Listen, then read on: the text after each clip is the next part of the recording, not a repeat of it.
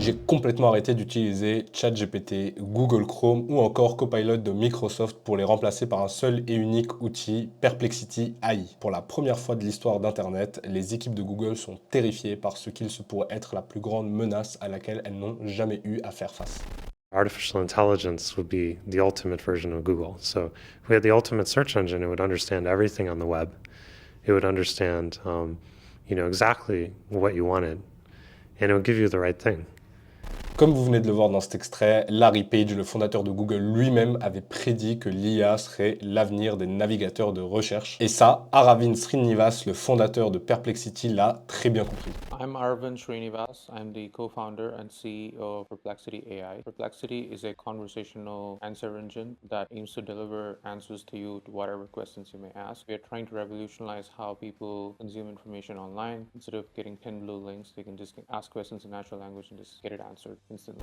Bonjour, c'est Yas et j'espère que vous allez bien. Dans cette vidéo, je vais vous donner les 5 raisons principales pour lesquelles je n'utilise plus que Perplexity dans mes recherches quotidiennes. Bien entendu, je vais également vous expliquer comment utiliser à votre tour cet outil dans votre quotidien. Restez bien jusqu'à la fin de la vidéo car je vais vous expliquer comment utiliser la fonctionnalité collection qui va vous permettre de créer des GPT surpuissants ou encore comment automatiser votre création de contenu ou alors créer grâce à Page la fonctionnalité de créer des sites web en moins de 5 secondes.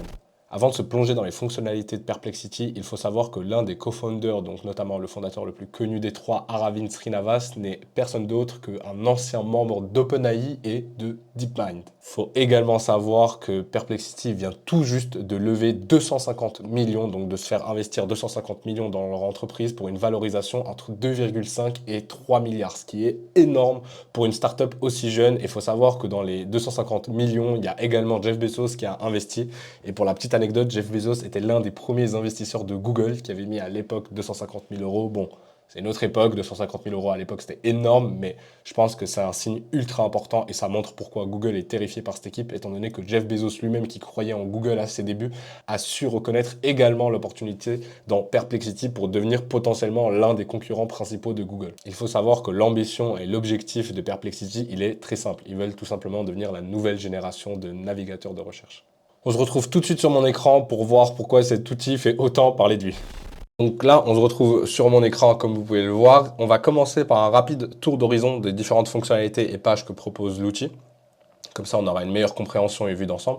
Donc ici, de manière très simple, et on va en reparler juste après, la première raison pour laquelle, du coup, justement, je préfère utiliser Perplexity, c'est pour son interface, mais je vais vous donner plus de détails juste après. Donc là, très simplement, vous arrivez sur une interface très simple de recherche comme celle-ci, qui est également un chatbot. Donc pour moi, Perplexity, c'est un peu comme si Wikipédia et ChatGPT, ils avaient eu un enfant et que ça avait donné Perplexity. Et du coup, de manière très simple, vous allez pouvoir venir ici discuter avec ce navigateur de recherche qui vous donnera les réponses dont vous avez besoin.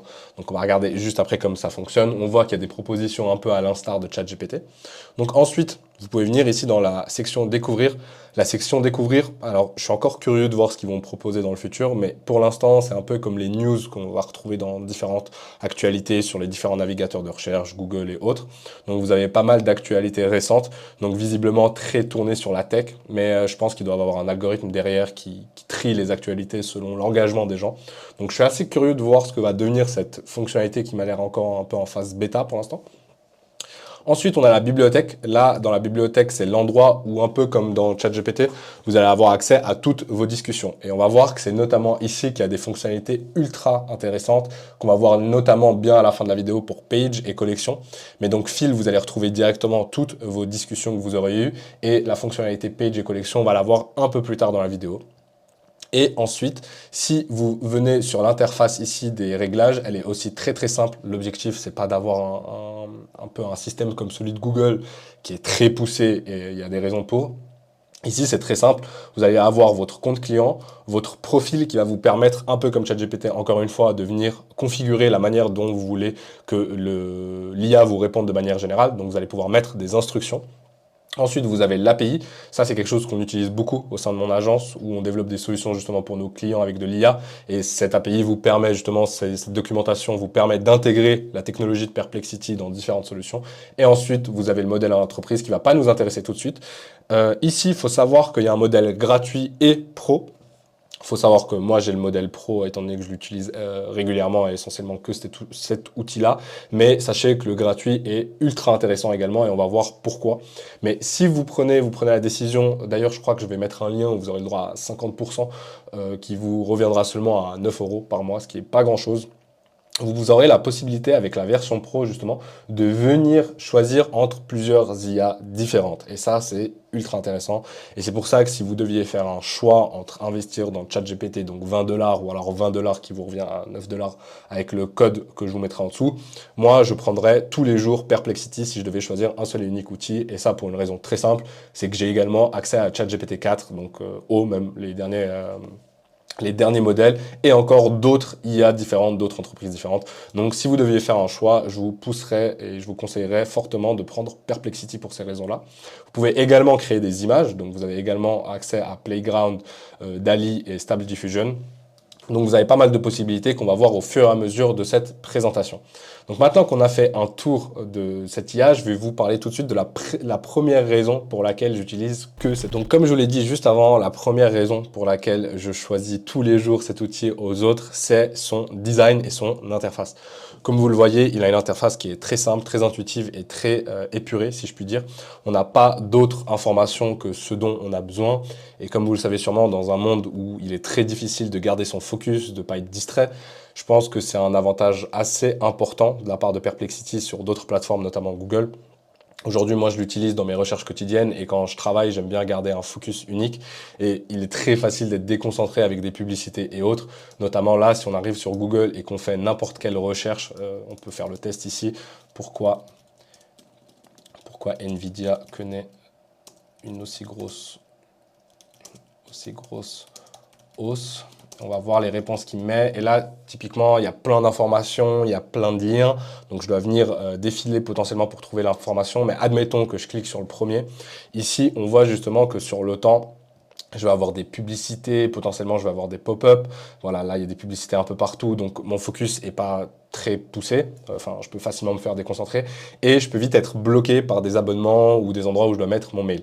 Là où si on prend exactement la même requête que je viens de lui demander et qu'on vient la mettre sur Perplexity, donc là c'est en pro, mais sachez qu'en gratuit, c'est essentiellement la même chose. On va voir la réponse qu'il va me donner. Donc, il va y avoir toute une recherche qui va être faite, excusez-moi, par Perplexity. Et l'avantage, c'est que j'ai pas de publicités qui vont venir s'afficher à droite ou à gauche ou me demander mon mail ou alors des pop-up. Là, j'ai directement la réponse à ma question et j'ai les informations que je cherchais. Ce qui fait que je vais pas perdre mon focus, je vais pas avoir une publicité d'une recherche d'un truc que j'avais envie d'acheter récemment. Et ça, je trouve que c'est un énorme avantage sur Google que Perplexity a. Ensuite, pour rentrer un peu plus dans le détail de comment fonctionne Perplexity, on voit les recherches qui ont été faites. Donc, il va venir faire la recherche de la manière suivante. Il va lire, il va nous donner et sourcer les liens dans lesquels il a trouvé les informations. Et ensuite, il va venir nous donner la réponse et nous la synthétiser. Ce qui est assez intéressant. Donc au final, je vais probablement avoir une meilleure réponse qui sera plus précise que si je l'avais demandé à Google. Google me met une liste de liens, donc potentiellement, il faut que je choisisse un lien. Enfin, je perds du temps. Potentiellement, je vais pas trouver l'information ici parce que c'est le premier lien, mais malgré tout, il faut que je m'abonne. Donc je perds du temps, j'ai pas l'info. Je descends, si ça se trouve, l'écho, ça va être la même chose. Alors que Nvidia, en 3 secondes, j'ai eu l'information et j'ai pas été distrait.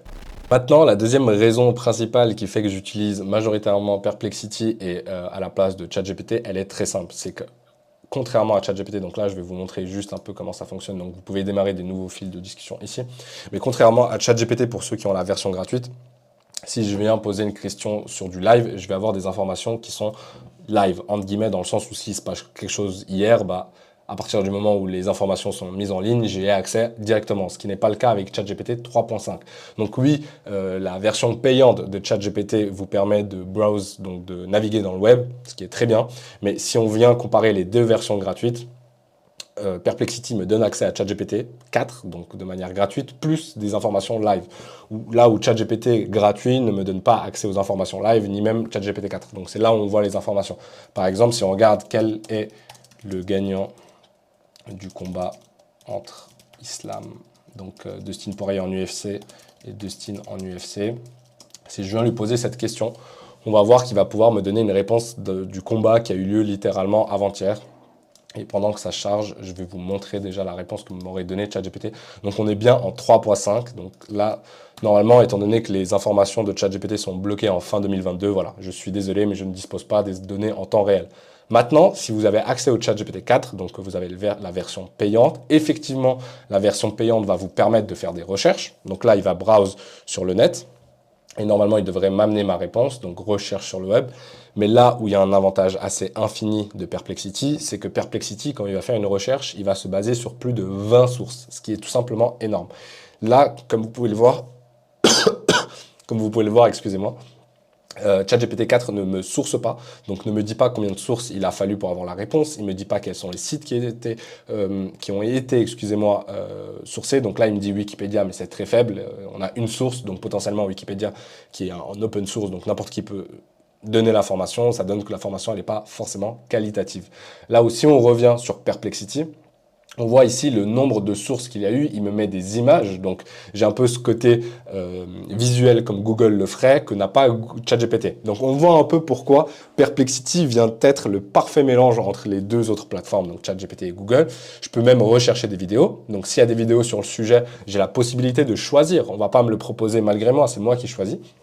Donc ici, je peux venir voir les vidéos sur le sujet, à voir encore une fois comment l'algorithme fait les propositions, mais j'ai pas mal d'informations. Je peux venir générer une image aussi, mais ça on le verra plus tard. Donc ici, si on déconstruit un peu la manière dont c'est fait, on voit exactement ce qui a fait que la recherche a été donnée de la manière suivante. Et en fait, ce qui est ultra utile, c'est que du coup, moi, je peux venir affiner par la suite dans ma conversation les recherches, étant donné que je vois exactement pourquoi la réponse a été formulée de la sorte. Et en fait, il déconstruit toute sa réflexion, ce qui est incroyable pour la création de contenu ou les recherches de manière générale, que ce soit dans vos études ou de manière un peu plus scientifique. Ensuite, la troisième raison pour laquelle j'utilise Perplexity principalement, c'est sa conscience contextuelle. Contrairement à toutes les autres IA que j'ai utilisées ou dans mon quotidien et dans mon entreprise, il a une vraie conscience du contexte et le comprend très bien. Et ça peut s'expliquer par sa liaison et sa connexion à des informations live. Là, typiquement, admettons que j'ai fini ma requête, j'ai la possibilité déjà dans un premier temps donc, de réécrire ma demande selon les IA qui sont à disposition. Donc, admettons qu'il vous a répondu d'une manière juste, mais que vous voulez en faire un post ou quelque chose d'un peu plus viral, disons, bah, vous avez la possibilité de venir changer l'information et de mettre du cloud pour reformuler un peu le tout. Donc, vous avez une vraie liberté dans l'utilisation que vous avez, mais surtout, ce qui est ultra intéressant, c'est que si on vient redémarrer un nouveau feed, et c'est là où je vous parlais de contextualisation, c'est que vous avez la possibilité de venir lui donner un focus de langage ou de manière de présenter les informations.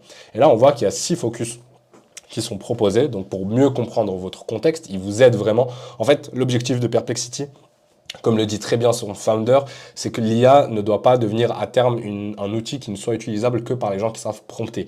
Il veut que si quelqu'un n'arrive pas à prompter, l'IA soit tout aussi capable de lui répondre et que ce soit à l'IA de comprendre l'intention profonde. Je pense que ça arrivera par la suite, mais voilà, ça nous en dit long sur son objectif.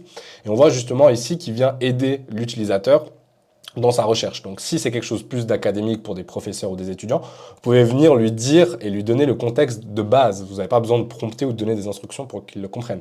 Si c'est plus pour faire du copywriting, pour de la création de contenu, etc., vous pouvez faire du writing. Donc ici, vous pouvez faire en sorte que ça génère du texte ou du chat sans rechercher sur le web. Donc vraiment l'utiliser comme ChatGPT. Ensuite, vous avez Wolframe Alpha et YouTube et Reddit. Donc YouTube, littéralement, vous pouvez lui dire que toutes les informations qui vont ressortir ou de la réponse qu'il va vous donner vont être sourcées directement sur YouTube. Et ça, c'est vraiment, vraiment incroyable. Parce que vous pouvez vraiment venir donner un contexte précis sans avoir à donner des instructions poussées pour que l'IA ne sorte jamais de ce contexte-là. Et ça, c'est vraiment cool. Donc, admettons que je lui dise YouTube et que je lui dis comment faire un gâteau au citron. Là, on va voir que normalement, il va se baser uniquement sur les vidéos les plus virales qu'il aura trouvées sur YouTube. Donc là, on voit toutes les vidéos qu'il aura utilisées. Donc on voit toutes les sources ici à droite. Et ça, c'est vraiment cool d'avoir accès à ces informations-là. On voit notamment toutes les recettes, donc j'ai encore la possibilité d'aller voir les vidéos si j'ai besoin.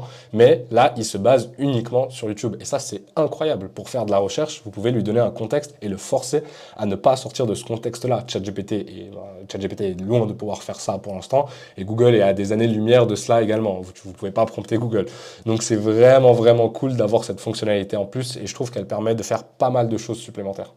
Je vais maintenant vous présenter les 2 dernières raisons pour lesquelles je suis devenu autant un fervent défendeur de Perplexity et surtout vous montrer les 2 fonctionnalités clés de cet outil qui vous permettent de gagner des dizaines d'heures par semaine. Mais avant cela, likez et commentez cette vidéo. Je veux savoir si vous pensez que Perplexity a une chance de remplacer Google, ce monopole qui existe depuis des décennies, et voir s'il a vraiment une chance de venir intégrer un nouveau système dans nos vies quotidiennes. Donc laissez-moi un commentaire, je suis très curieux de savoir ce que vous en pensez. Donc la 4e raison pour laquelle Perplexity c'est un vrai bijou, ça va être tout simplement la fonctionnalité de collection. Collection, c'est une fonctionnalité qui est demandée depuis des mois par plein d'utilisateurs sur ChatGPT et c'est notamment la possibilité d'organiser vos fils. Ça paraît tout bête, ça paraît essentiel, mais là vous le savez très bien. Bon là je les ai archivés, mais quand vous avez une centaine de fils, c'est horrible parce que vous vous retrouvez dans la situation où moi personnellement j'aime pas quand il y a plein de petites discussions à gauche, ça me déconcentre quand j'utilise ChatGPT, donc j'ai le réflexe de les archiver. Et le souci de faire ça, c'est que très souvent ça me complique la tâche pour retrouver d'anciennes discussions où j'ai donné des instructions, des prompts, où j'ai fait un vrai travail de recherche pour avoir une bonne réponse, ce qui fait que je me retrouve coincé entre les deux. Soit je garde toutes les discussions à gauche, mais dans un bordel, désolé du terme, pas possible et impossible à réutiliser dans le futur, soit j'archive tout et c'est très compliqué de retrouver. Perplexity, ils ont compris cette problématique et ils vous donnent la possibilité d'organiser vos recherches. Donc là, notamment Chatflow AI, c'est mon agence. Si je veux des news sur l'AI, je peux les catégoriser. Là, je vais faire un test avec le sujet de la médecine qui m'intéresse énormément. Et du coup, là, ce qui est cool, c'est que si aujourd'hui j'ai besoin de faire certaines recherches ou certaines prompts pour mon entreprise, bah, je vais venir cliquer sur Chatflow AI et je vais commencer un nouveau fil de discussion. Quelles sont les meilleures solutions IA, par exemple? Et là, quand il va mettre la réponse, il va automatiquement catégoriser cette recherche, ce thread, donc cette discussion, directement dans cette catégorie. Ce qui fait que moi, demain, quand je vais avoir besoin de réutiliser ces informations, les retrouver, ça va être beaucoup plus simple. Et ce qui est vraiment incroyable, c'est que si vous êtes une entreprise ou que vous avez une équipe, vous allez faciliter l'organisation de votre équipe. ChatGPT, encore une fois, il ne permet pas de faire tout ça. Et je trouve que c'est une vraie galère quand vous travaillez à plusieurs sur le même compte. Donc là, tout bêtement, on voit que quelles sont les meilleures solutions IA. La discussion a été catégorisée directement dans Chatflow AI. Et ça, je trouve ça trop cool. Donc si on revient ici pour vous représenter un peu plus, donc vous avez la possibilité de créer quelque chose, par exemple YouTube Content, par exemple, et je vais pouvoir mettre un emoji, donc on va se faire plaisir. Hop. Là, vous allez pouvoir mettre une description. Encore une fois, c'est fait pour être utilisé par plusieurs personnes. Vous pouvez même la partager à des gens qui ne sont pas dans votre groupe, donc c'est vraiment cool. Et finalement, vous allez venir pouvoir faire un prompt. Là, le prompt, là où c'est très intéressant, c'est là où je vous disais que vous allez pouvoir faire des GPT surpuissants. En fait, le prompt, tout simplement, il va vous permettre de donner une instruction. Par exemple, si à chaque fois que vous lui demandez une requête de création de contenu, vous pouvez lui dire « Je veux que tu me structures toutes les recherches que je vais faire pour YouTube avec un hook, du content value, une description et une conclusion à la fin. » Ce qui fait qu'à chaque fois qu'il va vous donner une réponse, automatiquement, il va se baser sur cette instruction-là pour vous formuler la réponse. Et ça va vous faire gagner énormément de temps. Donc là, si on appuie sur « Créer », on voit que j'ai la nouvelle collection qui vient de se créer et ça je trouve ça incroyable. Donc là vous avez le choix, vous pouvez venir cliquer, choisir, commencer plein de choses différentes, donc vous voyez qu'on a encore les fonctionnalités d'avant et ça c'est vraiment cool. La dernière raison pour laquelle j'ai également remplacé majoritairement ChatGPT par Perplexity, c'est qu'il y a plein d'automatisations ultra complexes et ultra poussées qu'on peut faire avec Perplexity une fois que vous allez voir les API. Notamment, ce que vous pouvez faire, étant donné encore une fois que vous êtes connecté à Internet de manière live, vous allez pouvoir automatiser par exemple la création de contenu. Par exemple, pour l'un de nos clients, on a développé une solution pour sa communauté où à chaque fois qu'une personne va poser une question sur l'IA, sur les actualités, quelque chose qu'il ne comprend pas, on va venir rajouter une couche avant qu'un coach vienne lui répondre et connecté à Perplexity, il va venir recevoir une réponse directement des informations live. Admettons que la personne soit sur une plateforme comme School, Kajabi, Circle, qui sont les plateformes de communauté ou même sur Facebook. Ce qu'on vient faire en fait grâce à des outils comme make.com, donc on peut venir mettre la plateforme, connecter plusieurs plateformes entre elles, dont Perplexity, et ce qui fait qu'à chaque fois qu'une personne va dire « Ah ok, quelles sont les dernières actualités sur l'IA ?» on vient lui amener une réponse directement sur la plateforme. Et ça, c'est assez incroyable avec Perplexity parce que ça va faire gagner énormément de temps. Donc ça, c'est un exemple de solution que je vous ai donné pour les communautés, mais un autre exemple, c'est notamment pour la création de contenu. On peut faire en sorte que Perplexity, de manière autonome, aille chercher les dernières informations sur tel ou tel sujet. Comme on l'a pu voir avant grâce aux collections et aux instructions, on peut créer un GPT. Donc, il va venir formater, si vous voulez, les réponses qu'il va vous donner. Donc, comme je vous l'ai dit, par exemple, pour une vidéo YouTube, admettons que je veuille faire une vidéo YouTube sur les actualités IA. Je vais lui dire, OK, automatiquement, va voir quelles sont les dernières news et mets-les-moi de sorte à ce que je puisse les compiler avec un hook et de la manière la plus virale possible. Et ça, c'est vraiment incroyable et ça me permet de gagner beaucoup de temps pour moi et notamment mes clients. Si vous êtes resté jusqu'à cette partie de vidéo, sachez que vous avez bien fait car la fonctionnalité que je vais vous montrer maintenant, pour moi, c'est la fonctionnalité la plus incroyable que Perplexity a mis en ligne. Ils viennent de littéralement la release, de la mettre en ligne il y a seulement 4 jours. Et sachez que ça vaut vraiment la peine de l'utiliser. Je vais vous montrer tout de suite. Vous avez sûrement vu au début de la vidéo, c'est la fonctionnalité Page, donc page. Et là, ce qui est vraiment dingue, c'est que vous allez pouvoir créer des pages de sites web en une dizaine de secondes. Si vous faites de la recherche, si vous écrivez des blogs, si vous faites du marketing, vous allez imaginer toutes les possibilités que vous allez faire. Si vous êtes professeur, que vous avez des élèves, que vous voulez leur mettre à disposition des pages ou sur tel ou tel sujet, à partir d'aujourd'hui, vous allez pouvoir le faire en 10 secondes. Donc, de quoi parle votre page? Admettons qu'on veuille que je veux que ma page mette en avant les bénéfices de l'IA pour la médecine. Et là, on va voir ce qu'il va nous faire. Et honnêtement, c'est assez magique. Donc, on voit déjà que ça a été créé par moi.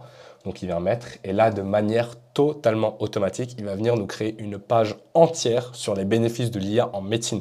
Et quand je dis qu'il crée la page entière, c'est qu'il va créer les sous-titres, qu'il va créer les titres, il va créer le contenu, il va mettre des images, il va vous mettre le sommaire. Et ça, en seulement 10 secondes. Je vous laisse imaginer toutes les possibilités qu'on aura la possibilité de faire au fur et à mesure du temps.